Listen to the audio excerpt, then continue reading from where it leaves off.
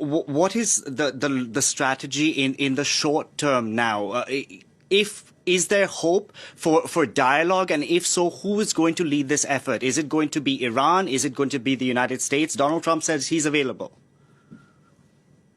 I think because India is the aggressor, India has initiated these attacks, India will have to take a step back. That's what I believe. Thank you very much. So, in terms of dialogue,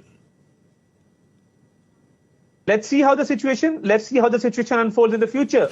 But at this point in time, when there's an ongoing escalation, an ongoing situation, and India has been the aggressor, let's see how things turn out.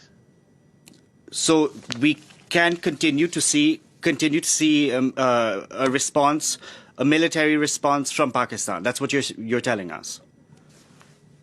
What I'm saying is that because India has been the initiator of these actions, unprovoked attacks on women and children and civilians, Pakistan's National Security Committee has given the go-ahead to its armed forces to respond at a time and place of its choosing. And that's about it. Thank you. Final